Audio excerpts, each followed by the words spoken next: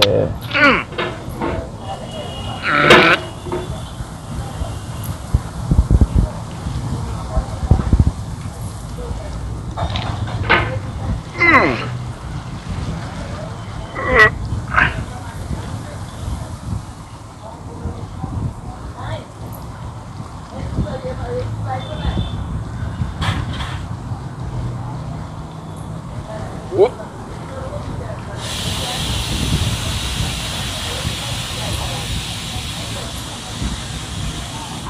No.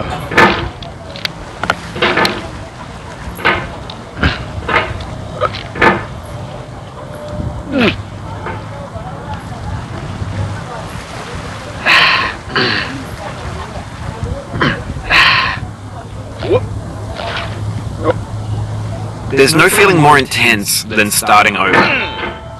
If you deleted your homework the day before it was due, as I have, or if you left your wallet at home and you have to go back after spending an hour in the commute. If you won some money at the casino and then put all your winnings on red but it came up black. If you got your best shirt dry cleaned before a wedding and then immediately dropped food on it. If you won an argument with a friend and then later discovered that they just returned to their original view. Starting over is harder than starting up.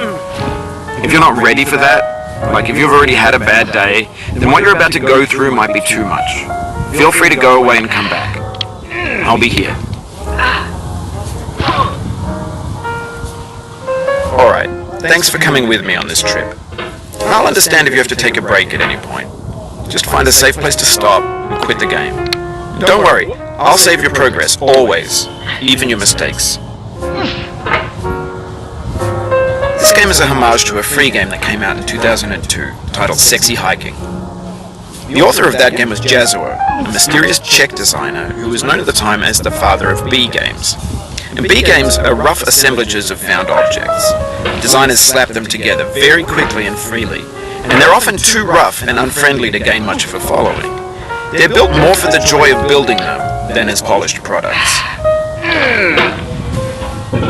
In a certain way, Sexy Hiking is the perfect embodiment of a B game.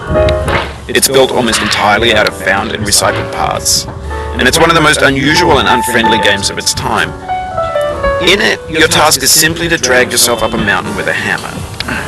That act of climbing, in the digital world or in real life, has certain essential properties that give the game its flavor. No amount of forward progress is guaranteed. Some cliffs are too sheer or too slippery, and the player is constantly, unremittingly in danger of falling and losing everything. Anyway, when you start Sexy Hiking, you're standing next to this dead tree that blocks the way to the entire rest of the game. It might take you an hour to get over that tree. A lot of people never got past it. You prod and you poke at it, exploring the limits of your reach and your strength, trying to find a way up and over. And there's a sense of truth in that lack of compromise. Most obstacles in video game worlds are fake. You can be completely confident in your ability to get through them once you have the correct method or the correct equipment or just by spending enough time. In that sense, every pixelated obstacle in Sexy Hiking is real. The obstacles in Sexy Hiking are unyielding, and that makes the game uniquely frustrating. But I'm not sure Jazuo intended to make a frustrating game. The frustration is just essential to the act of climbing, and it's authentic to the process of building a game about climbing. A funny thing happened to me as I was building this mountain. I'd have an idea for a new obstacle, and I'd build it, test it, and it would usually turn out to be unreasonably hard. But I couldn't bring myself to make it easier. It already felt like my inability to get past a new obstacle was my fault as a player rather than as a builder. Imaginary mountains build themselves from our efforts to climb them, and it's our repeated attempts to reach the summit that turns those mountains into something real. When you're building a video game world, you're building with ideas, and that can be like working with quickset cement. You mold your ideas into a certain shape that can be played with, and in the process of playing with them, they begin to harden and set until they're immutable, like rock. And at that point, you can't change the world, not without breaking it into pieces and starting fresh with new ideas.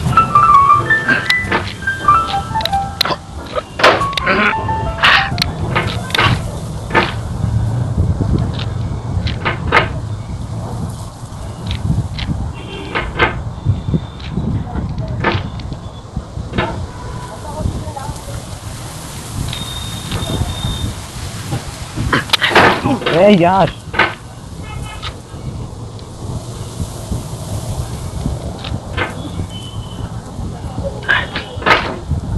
Ish.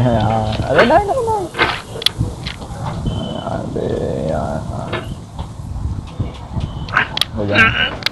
Ada mo dyan.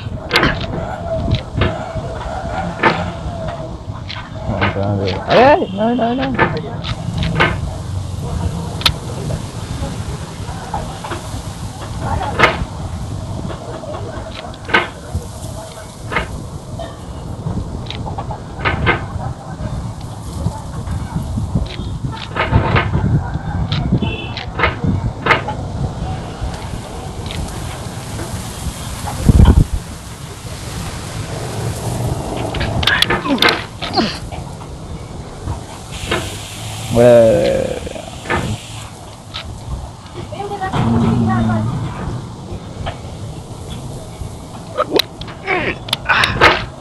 Ish be.